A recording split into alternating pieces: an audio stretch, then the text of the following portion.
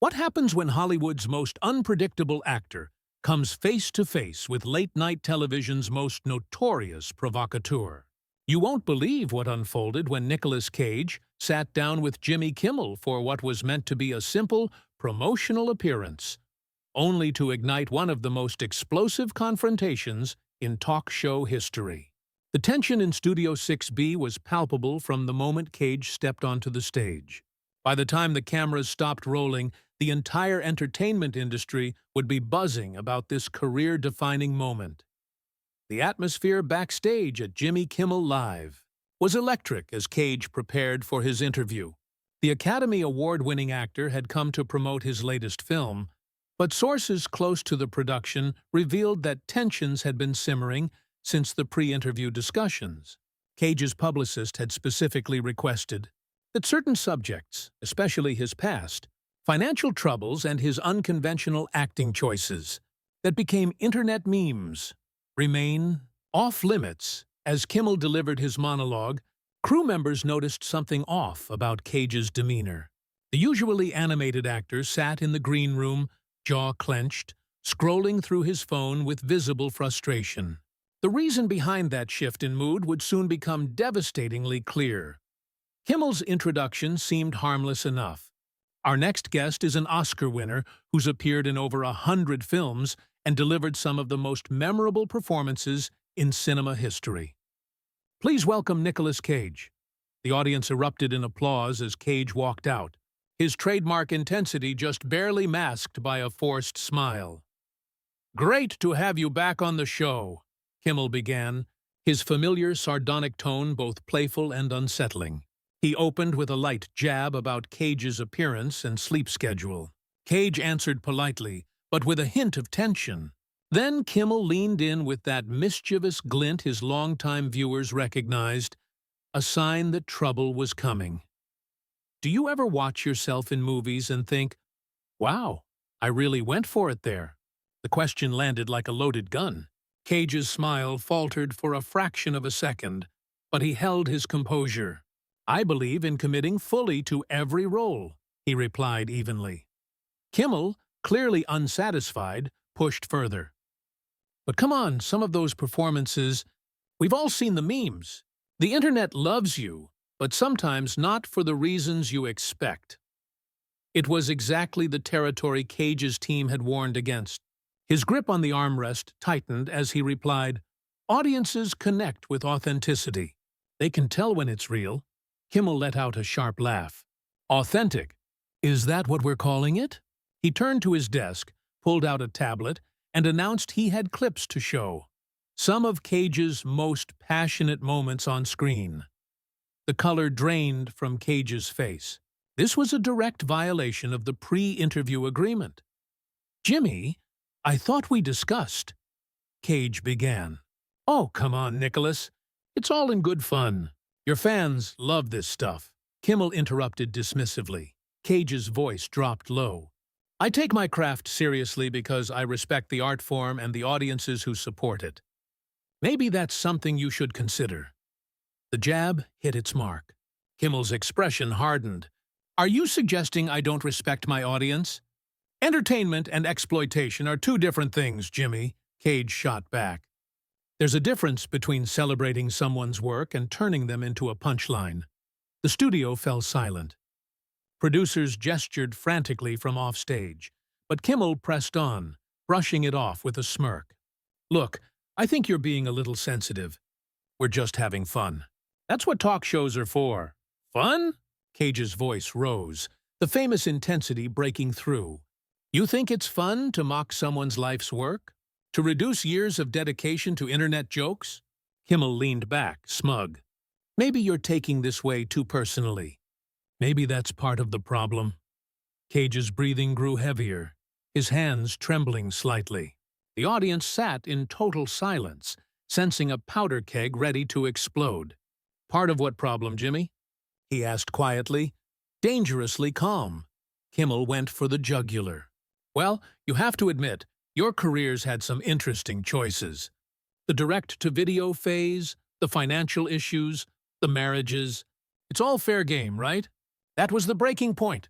Cage rose slowly, his entire presence radiating fury. The look in his eyes was something no one had ever seen on a late-night stage. "You want to talk about choices, Jimmy?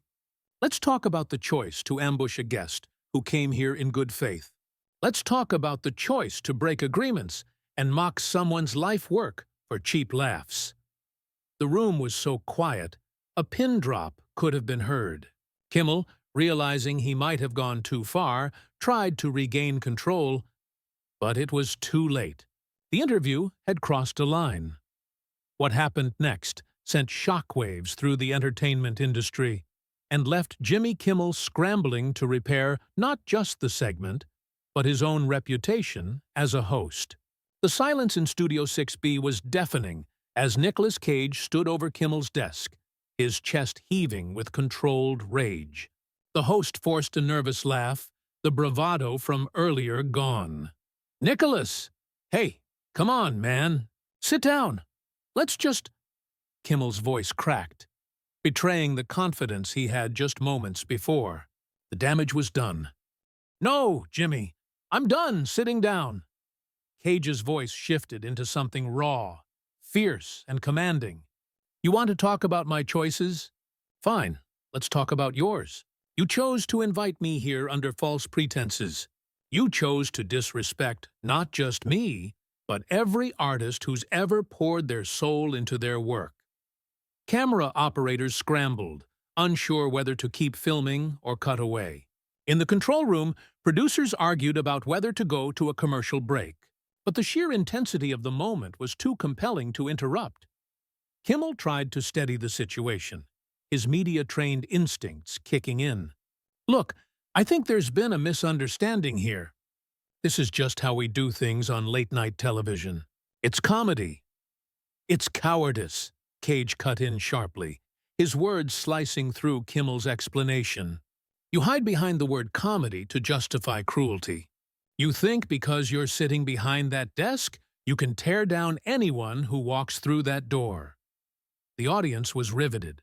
This wasn't the staged, harmless banter they were used to. This was real, raw, unfiltered emotion. Kimmel's face reddened as his own temper rose. "You know what, Nicolas? Maybe you're right. Maybe I am being cruel. But at least I'm honest about what I do. I don't pretend to be some tortured artist while making garbage movies for a paycheck." The insult landed hard. Cage's hands clenched into fists, and for a moment, it seemed the confrontation might turn physical. Security around the studio tensed. "Garbage movies?" Cage's voice dropped to a near whisper, more dangerous than a shout. "You want to talk about garbage, Jimmy? Let's talk about a man who's built his entire career on mocking people more talented than he'll ever be.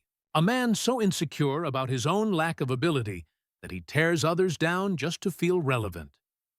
The audience held its breath. This had moved far past entertainment into something personal. Kimmel pushed back from his desk, his own composure crumbling. "You know what? I've had enough of this. You come on my show like you're doing me a favor, then lecture me about my career. At least I don't have to declare bankruptcy or sell my comic book collection to pay my bills." It was a brutal shot. Everyone in the studio knew Kimmel had crossed a line. Cage didn't flinch. His reply was sharp and devastating. "At least when I lost my money, it was because I took risks. Because I believed in something bigger than myself. You've never risked anything in your entire career. You've never put yourself on the line for art, for truth, for anything meaningful. You're a parasite, Jimmy. You feed off the creativity and courage of others because you have neither." The words hung in the air like a sentence. Kimmel's face drained of color. The audience shifted uncomfortably in their seats, aware they were witnessing something that couldn't be undone. "You want to know what's really garbage?" Cage continued, his voice rising. "It's a system that rewards mediocrity and punishes authenticity. A culture that celebrates those who tear down rather than build. A world where a man like you can make millions mocking people who actually have something to say." Kimmel finally found his voice, but it shook. "You're out of line, Nicolas. This is my show, and I won't be talked to like this by some washed-up actor who thinks he's still relevant." The insult hit like a spark in a room full of gasoline. Washed up. Irrelevant, Cage repeated slowly, his voice carrying that unmistakable fire. I've been making films for over 4 decades. I've worked with the greatest directors of our time. I've created characters that will be remembered long after your pathetic little show is forgotten. Kimmel snapped back. Yeah? Well, maybe some of those characters should be forgotten. Maybe the world would be better off without your over-the-top, self-indulgent performances. The audience gasped. Cage took a step closer to the desk, his presence filling the stage. Self-indulgent? His voice dropped low and dangerous. You want to see self-indulgent? Look in the mirror. You're a man so desperate for attention that you're willing to destroy your own show for a few viral moments. A man so threatened by real talent that you attack it just to feel better about yourself. The air in the studio grew thick and tense. Crew members stood frozen. No one dared to move. Kimmel lashed out, his voice tinged with panic. At least I know my limitations. At least I don't embarrass myself pretending to be something I'm not. You've become a joke, Nicholas. A meme. That's your legacy now. But Cage wasn't listening anymore. His entire being radiated fury. His focus locked on Kimmel, the man who had pushed him too far. Nicolas Cage slowly placed both hands on Jimmy Kimmel's desk and leaned forward. The weight of years of work, pride, and fury behind his gaze. The audience sat in stunned silence, fully aware they were witnessing a moment that would change everything. The studio lights seemed to dim around him as every eye in the room fixed on what was about to unfold. You want to know what a real joke looks like, Jimmy? Cage's voice carried that legendary intensity that had made him one of Hollywood's most compelling actors. It's a man so desperate for relevance that he's willing to destroy his own credibility on national television. It's someone who mistakes cruelty for comedy and thinks tearing others down will somehow build him up. Kimmel tried to interrupt, but Cage raised his hand, silencing him with a single commanding gesture. No, you've said enough. You've shown everyone exactly who you are tonight. You've revealed the small, petty, insecure man behind the desk. The audience was captivated, witnessing something that felt more like a Shakespearean soliloquy than a talk show segment. Cage's presence had transformed the entire studio into his stage. You think my career is a joke? Cage continued, his voice rising with each word. I've won an Academy Award. I've worked with Coppola, Scorsese, Lynch. I've created characters that moved people, inspired them, challenged them. What have you done, Jimmy? What will you be remembered for besides this moment? Kimmel's face drained of color. He tried to speak, but his voice barely rose above a whisper. Nicholas, I think we should... You should... What? Apologize? Take it back? You can't unring this bell, Jimmy. You can't undo what you've revealed about yourself tonight. Cage's voice thundered through the studio. You've shown everyone that beneath all the jokes and charm, you're just another bully who picks on people you think can't fight back. Security moved closer, but even they seemed hesitant to intervene in what had become a masterclass in controlled fury. Cage noticed them and addressed them directly. Don't worry, gentlemen. I'm not going to touch him. I don't need to. He's already destroyed himself. He turned back to Kimmel, eyes blazing. You see, Jimmy, the difference between us is that I've never been afraid to fail. I've never been afraid to take risks, to look foolish, to put myself on the line for something I believe in. You've built your entire career on playing it safe, on mocking others from the comfort of your little desk. The audience was silent, some with their mouths open, others leaning forward in fascination. This wasn't entertainment anymore. This was the complete dismantling of a man's professional facade. Kimmel finally found his voice. You're being completely unreasonable. This is just television, Nicholas. It's not that serious. Cage's laugh was sharp and bitter. Not that serious? You just spent the last 20 minutes trying to humiliate me on national television, and now you want to pretend it's not serious? You attacked my work, my personal life, my financial struggles. And now you want to hide behind the excuse that it's just television. The host was visibly sweating, his carefully constructed persona crumbling. We were just having a conversation. I didn't mean— You meant every word, Cage interrupted, his voice carrying the weight of absolute certainty. You meant to hurt me.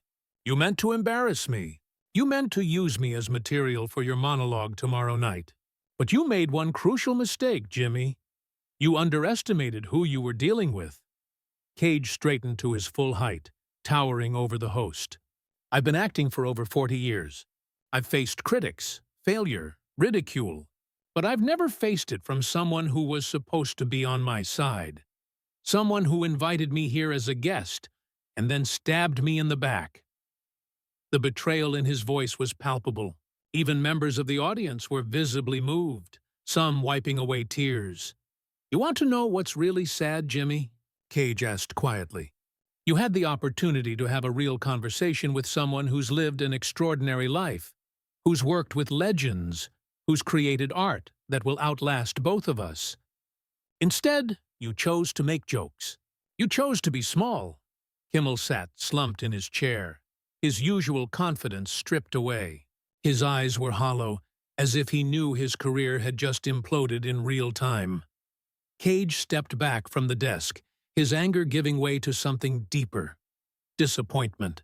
I came here tonight to talk about my work, to connect with your audience, to share something meaningful. Instead, I got ambushed by a man who's forgotten what it means to be human. The studio was so quiet that the hum of the cameras filled the air. Cage turned to the main camera, addressing the audience at home with the full force of his presence. To anyone watching this, remember, there's a difference between humor and cruelty. There's a difference between entertainment and exploitation. And there's a difference between being a host and being a bully. Don't let anyone tell you that your dreams are a joke. Don't let anyone convince you that passion is something to be ashamed of. And never, ever let someone like this make you feel small.